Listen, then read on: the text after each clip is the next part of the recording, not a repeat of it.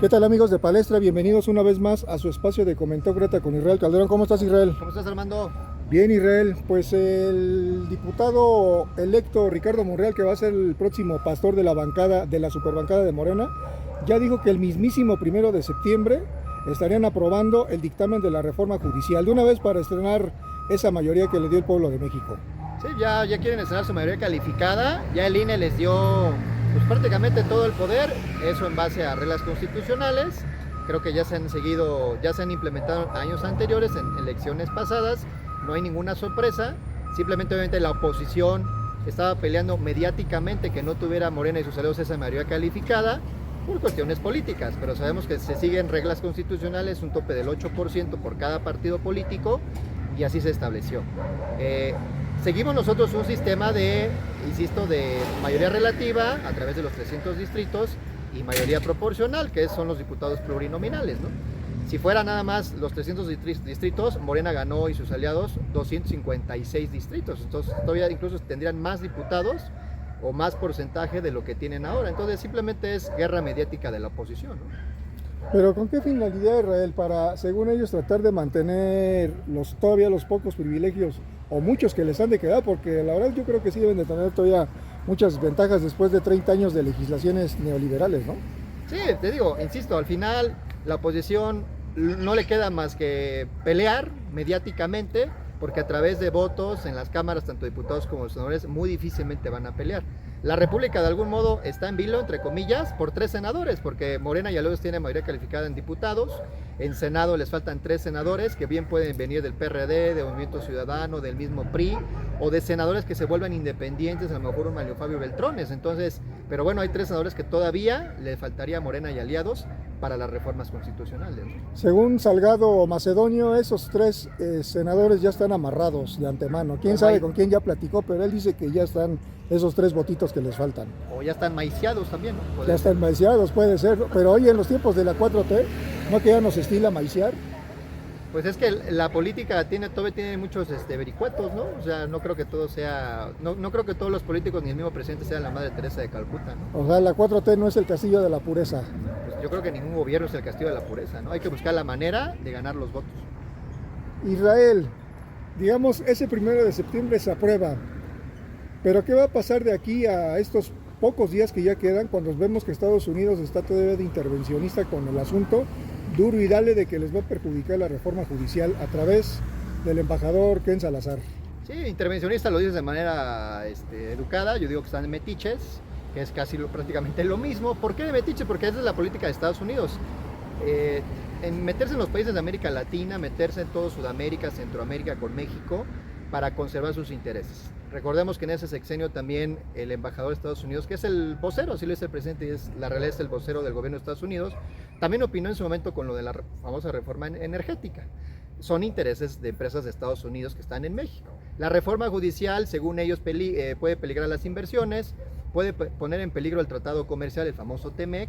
Entonces son métodos de presión del gobierno de Estados Unidos porque esa es su política, esa es su tradición, porque dicen que América para los americanos, pero es América para ellos, ¿no? Es decir, para los Estados Unidos de América, y porque de algún otro modo quieren influir, aunque creo que todavía no les queda claro a Estados Unidos, a las autoridades de Estados Unidos, que este gobierno de México es muy diferente a los pasados. O sea, ni Peña, ni Calderón, ni Fox, ni Cedillo, ni Salinas, no recuerdo, o sea, ni gobiernos anteriores, o creo que ningún gobierno, no sé si tú recuerdas alguno, se habían puesto o le habían plantado cara al gobierno de Estados Unidos como lo ha hecho el presidente López Obrador. Entonces, no había esa costumbre de que un gobierno mexicano le plantara cara a un gobierno de Estados Unidos. Entonces, por eso yo creo que siguen con esa misma política de metiches, ¿no? Pues Israel, inclusive todavía hay marchas. Este domingo estamos viendo que trabajadores del Poder Judicial están marchando de lo que es la Plaza de la República al Zócalo, pues para seguir presionando a que no se apruebe esta reforma. Pero a final de cuentas, ¿de qué estamos hablando? Mucha gente dice, el INE se sobrepasó al darle a Morena y a sus aliados esta supermayoría. Pero no es lo que se estaba buscando en las urnas el pasado 2 de junio. ¿No fue por lo que votó la gente? Pues es que al final es decisión de la gente. O sea, insisto, si esto hubiera sido exclusivamente por número de distrito, pues Morena y aliados arrasó porque así lo decidió la gente. O sea, el presidente tiene una popularidad casi del 70%, últimas mediciones, 65-70%.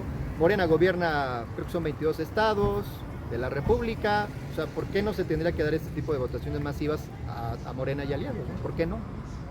Pues sí, es justamente lo que mucha gente se pregunta, sin embargo muchos lo ven mal porque piensan que Morena puede hacer mal uso de este poder que se le dio en las cámaras. Sí, pero además no sería la primera vez que el país viva este tipo de gobiernos mayoritarios de forma mayoritaria aplastante. Ya lo vimos en la época priista, ¿no?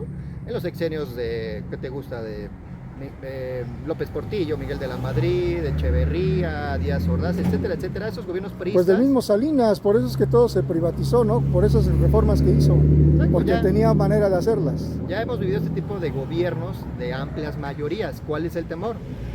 El temor es porque ahora ya viene la izquierda, porque ya gobierna la izquierda y ya no es la derecha o los tecnócratas. Yo creo que es un tema ideológico, es un tema político, es una pugna mediática de la oposición. A tu juicio, las famosas 20 reformas constitucionales que presentó el presidente López Obrador, que no solamente es la judicial, es la de los órganos autónomos y otras, ¿son adecuadas para los tiempos que vive el país? ¿Te gustan? ¿Cómo las ves? Bueno, mira, déjame decirte que en el tema de la reforma judicial, todavía hasta el día de hoy, como me cuesta un poquito de trabajo este tema de que se elijan a los jueces, a los magistrados y a los ministros. Todavía me cuesta un poquito de trabajo porque la verdad, y ahora sí que con perdón de todos, siento que este país todavía no está politizado. O sea, aunque el presidente dice que el pueblo de México está politizado, yo creo que todavía no está politizado. O sea, yo todavía hablo con mucha gente que desconoce cuestiones básicas de la política, la verdad. Y por eso hay anti-AMLOs y por eso hay los famosos, los que llaman los chairos y los fifís, porque todavía hay creo que hay todavía mucho desconocimiento de la política en México. Porque no nos interesa, preferimos ver, la verdad, la casa de los famosos a ver noticieros, por ejemplo. Eso es un hecho, es una realidad que pasa en este país. Entonces, el hecho de que la gente elija un juez, un magistrado, un ministro que no va a conocer, pues se me hace un poquito medio raro, ¿no? Como que no estoy tan convencido de ese método.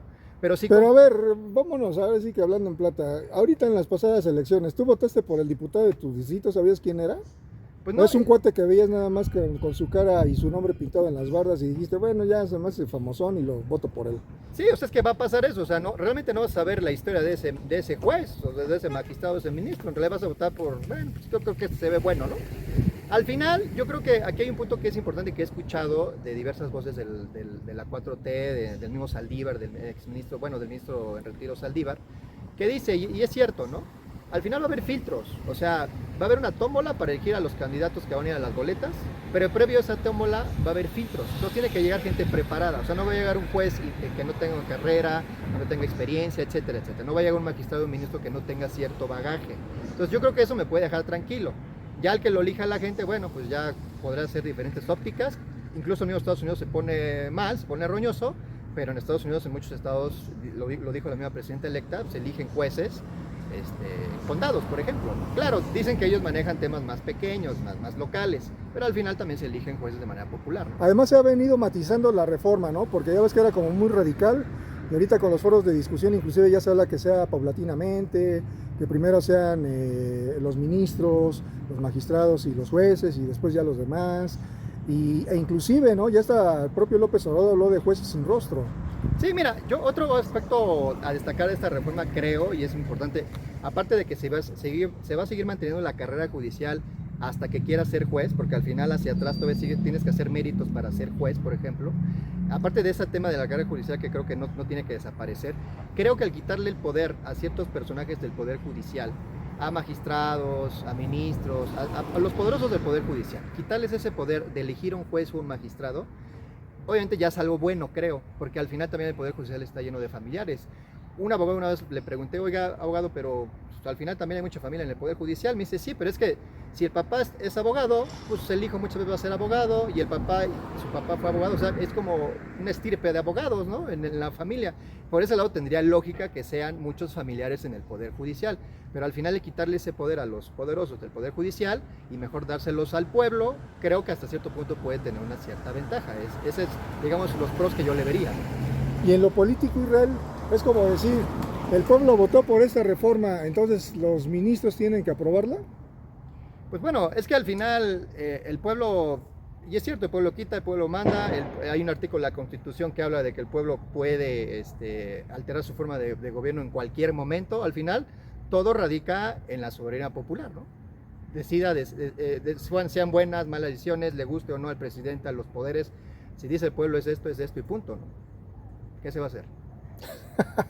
No se puede hacer nada. Por eso es el voto popular. Es el voto popular. Bueno, pero entonces, ¿estás o no estás de acuerdo en que haya elecciones en el Poder Judicial? Digo, no estoy convencido al 100. Creo que puede haber otros métodos para que se quite un poco la hegemonía de los poderosos del Poder Judicial para elegir jueces y magistrados e incluso ministros, pero creo que también el Poder Judicial necesita una sacudida y creo que empezar con esto podría ser una prueba que veamos cómo va funcionando con los años. Bien, Israel, pero te decía, y para ir a fondo, en general, esto es parte de la transformación, ¿no? De lo que está hablando, de la famosa cuarta transformación, y ahora viene el segundo piso de la cuarta transformación, que al final de cuentas es la misma cosa, es la transformación del país en algo en lo que no se practicaba, que era la auténtica democracia, como se dice. En general, Israel, después de 6 años de presidencia de López Obrador, ¿consideras que realmente es una transformación positiva para el país todo lo que hemos venido viendo y lo que estamos viendo en este momento, incluida la reforma judicial? Yo creo que en general sí, creo que se está viendo una transformación de las instituciones, incluso se va, con el paso, este sexenio de Claudia Sheinbaum, y de una vez lo adelanto, va a venir con muchísimas polémicas, porque obviamente ya Morena y Aledos tienen mayoría calificada, van a reformar muchas cosas, ya se viene por ejemplo la desaparición de los órganos autónomos, van a cambiarle la cara al INE, no sé si después quieran cambiarle la cara incluso al Banco de México, etcétera, va a haber muchos cambios en ese Viene sexenio. la consolidación de los programas de bienestar con nuevos programas además, ¿no? Para seguir afianzando ahí. Sí, por el tema social, el tema popular. El tema social. ¿No? Entonces sí se vienen muchísimos cambios, pero creo que en general, y lo ha dicho el presidente, lo han dicho muchos analistas, el presidente López Obrador sentó las bases de la transformación y creo que sí, creo que fue así. Y lo que le va a tocar a Claudia Sheinbaum es consolidar esas bases, hacer cambios realmente ya más profundos, que no pudo hacer el presidente por no tener esa mayoría calificada. Por ejemplo, tan solo ya hay una propuesta en su plan de gobierno, que es desaparecer los 200 plurinominales. Esta polémica que se generó, se supone que con Claudia Sheinbaum van a desaparecer los 200 diputados y los senadores que también le corresponden por mayoría proporcional. Entonces sí se vienen bastantes cambios, ¿no? Pues vaya reto para Claudia Sheinbaum, mira, que ya, o sea, estamos hablando de 5 semanas para que asuma el poder y va a tener 3 años para realmente demostrar si es fiable para que la gente le vuelva a refrendar la mayoría en el 2027, cuando va a haber nuevamente elecciones a diputaciones. Sí, de hecho, parte de las propuestas de Claudia Sheinbaum es que la revocación de mandato se haga en el mismo día de la elección federal, es decir, cuando se renueve en la Cámara de Diputados en el 2027, se haga ese mismo día la revocación de mandato. Me parece adecuado porque al final vas a refrendar la confianza en el gobierno a través de diputados y vas a refrendar o no la confianza en la presidenta. Entonces va a estar interesante ese año 2027, pero todo eso obviamente viene de cambios constitucionales que se tienen que hacer. Pues a ver qué pasa, Israel, y veamos si el metiche de Estados Unidos no influye finalmente en las decisiones. Parece ser que no, porque ya todo el mundo está diciendo que no se metan y que México para los mexicanos, ¿no? Pues es que, exacto, así como dice Estados Unidos, América para los americanos, pero América para los Estados Unidos de América, pues tiene que ser México para los mexicanos. Yo creo que aquí debemos de apoyar, yo creo que todos, la política del gobierno, el gobierno federal, en el sentido de que no se tienen por qué meter en decisiones internas que solamente nos competen a nosotros. Digo, es normal que Estados Unidos quiera estar de metiche por sus propios intereses, pero creo que de repente es bueno ponerle un alto, aunque tengamos un tratado comercial, ¿no? Bien, Israel, pues ya veremos qué pasa. Listo, Armando, pues nos vemos la próxima vez. No, la próxima vez. Cuídense mucho, éxito, suerte.